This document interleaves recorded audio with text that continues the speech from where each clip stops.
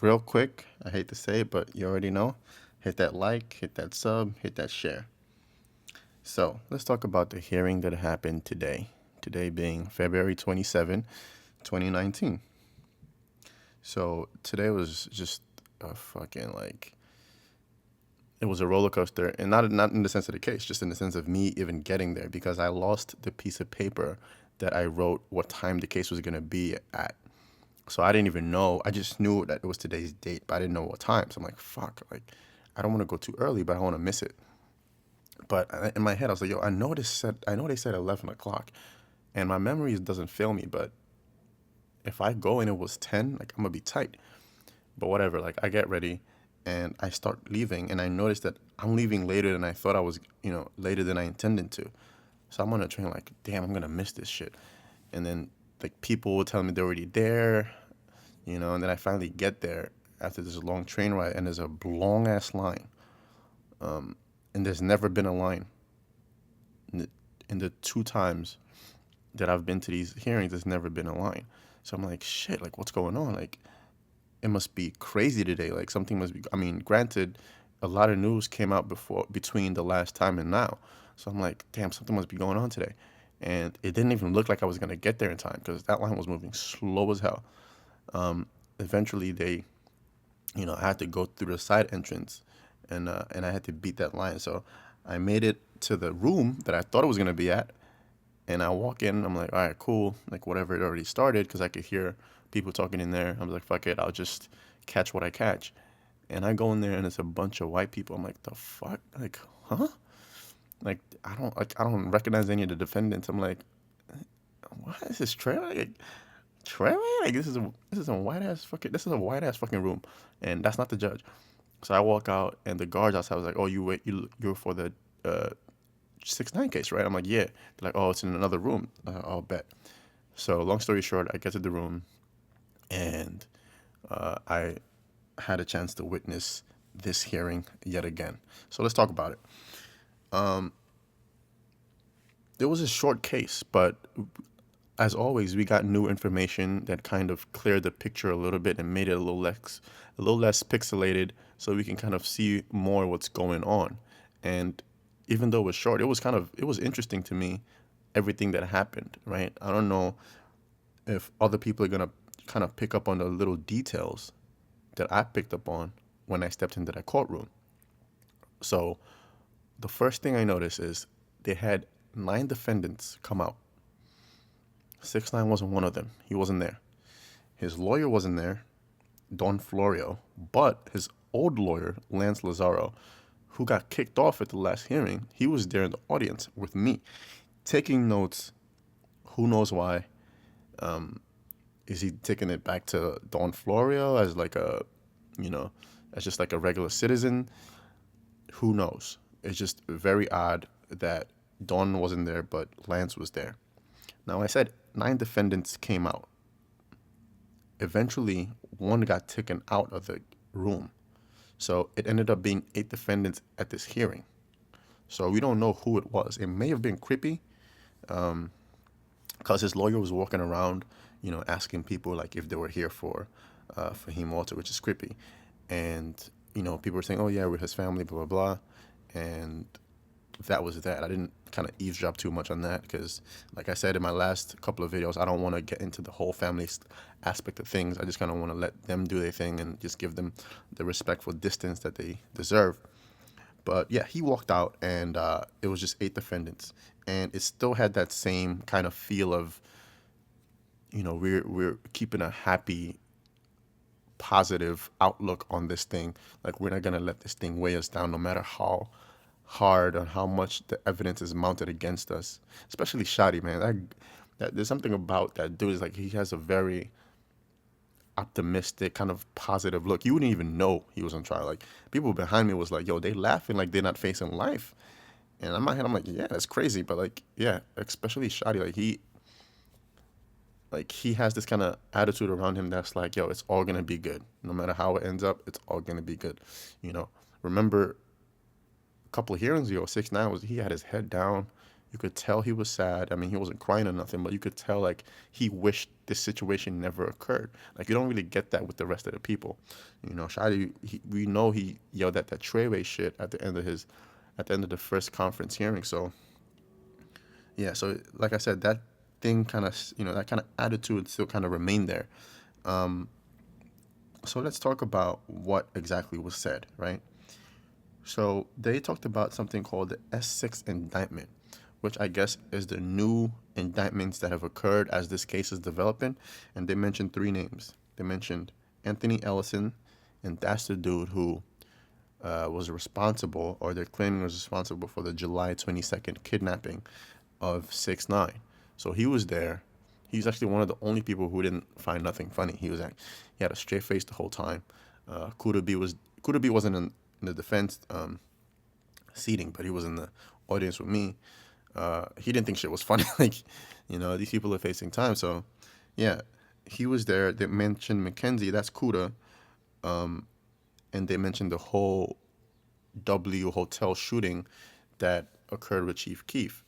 So one thing that was interesting is Kuda isn't in the RICO conspiracy, but he's still tied to the case loosely through that shooting.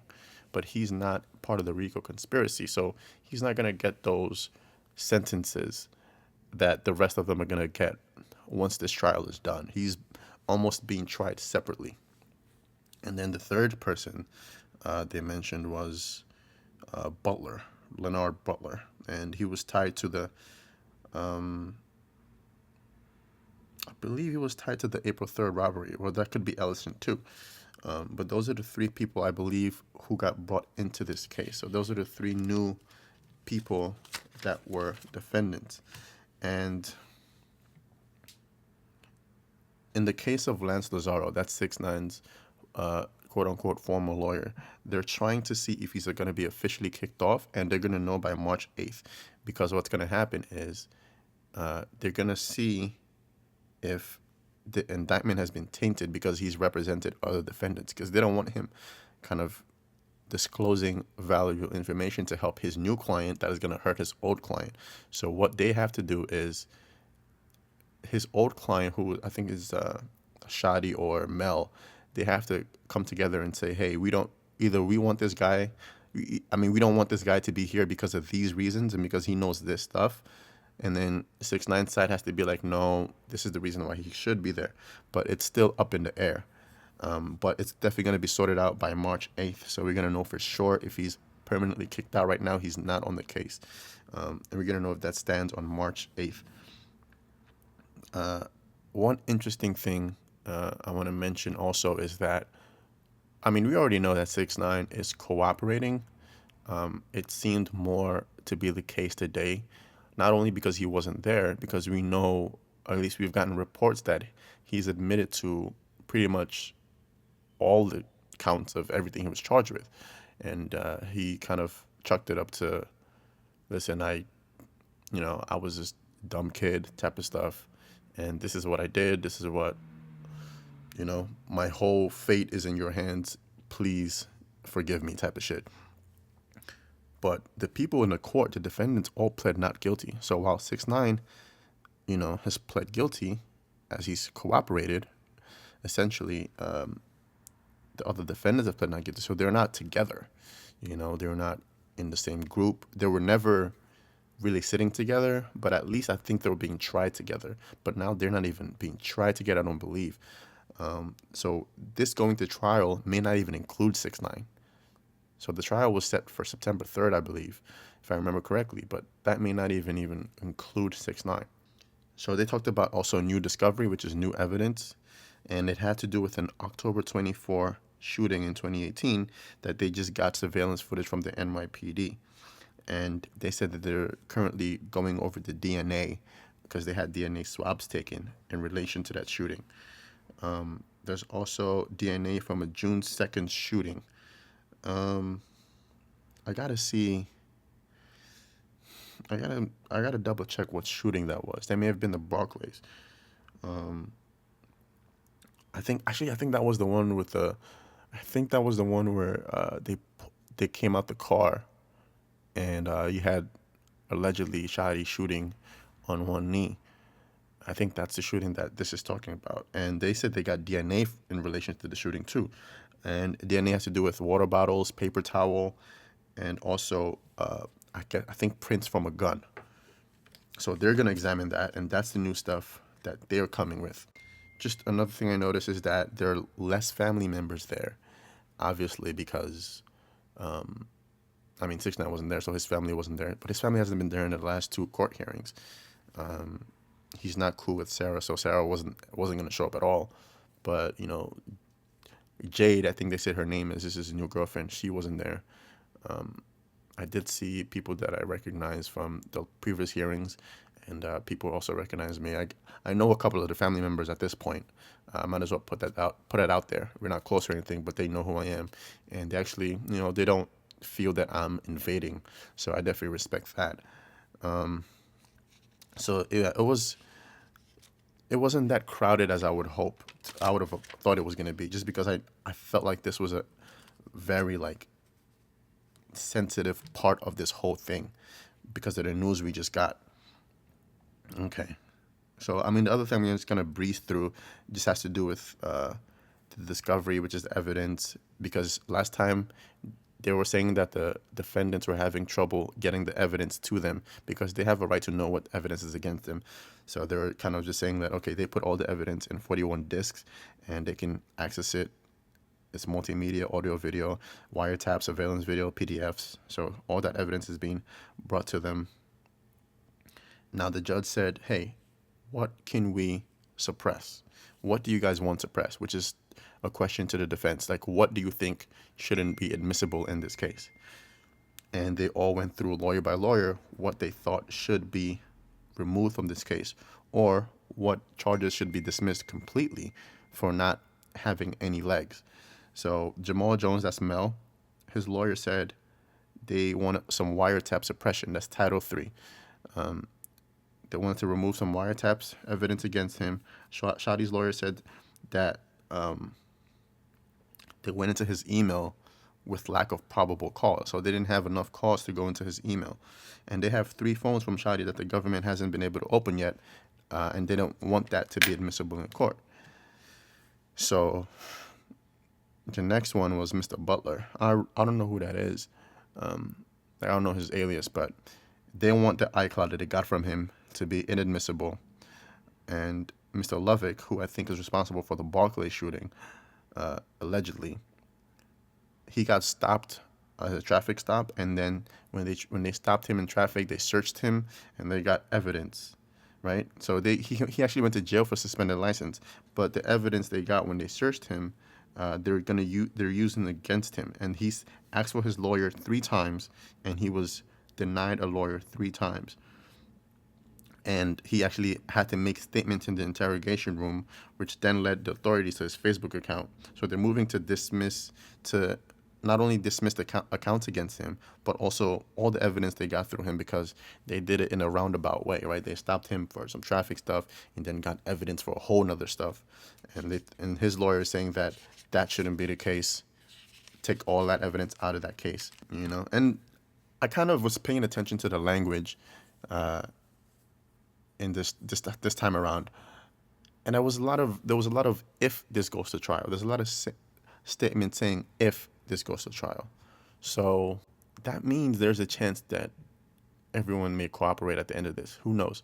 This actually may not go to trial, and that came a lot from Mr. Scott Lieberman or Lehman, who's Mel's lawyer, who was Shadi's old lawyer, and he's the most confident guy in the room. Like, he is talking that talk like he's about to beat this case.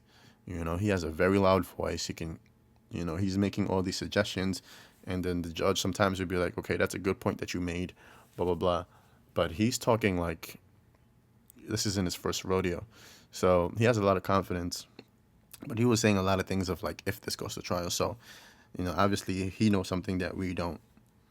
The other person, I believe, was Crippy's lawyer. He was saying that the CI actually lied to the authorities, which led the authorities to confiscate Crippy's cell phone.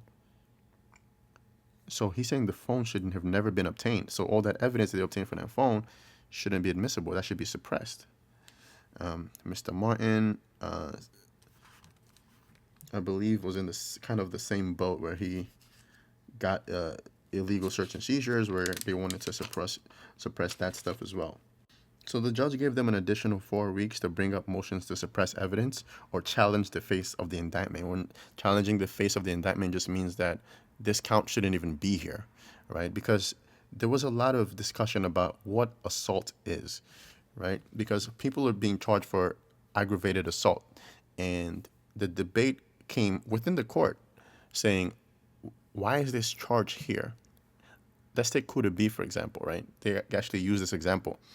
They're saying that, listen, in New York state law, assault has to do with like harm being made, right? However, common law is a little different from New York state law. So there's a gray area here where they're asking, hey, is somebody shooting at the ceiling of the W hotel? Does that count as assault? Because no one was really being put in danger, right? Aggravated assault has to do with someone trying to harm someone else, right? So they're debating like, hey, if someone is shooting at the ceiling way above everyone's head, like, is that considered assault? So those things are going to be sorted out. And I believe March 27 is when the defendants have to kind of finally say, this is all the stuff we want removed. And April 17 is when the prosecutors are going to come back and say, okay, we agree with you on this and we don't agree with you on that. And that decision is going to be made. The next hearing is going to be on April 30th. And probably going to be there. Yeah, probably going to be there. I mean, everything else was spoken was really just legal jargon, not anything too interesting. But yeah, thank you for listening. Definitely making another video. And we're going to talk. This is more of a factual video. The next video, we're going to theorize a little bit more about what happened. Like, share, and subscribe.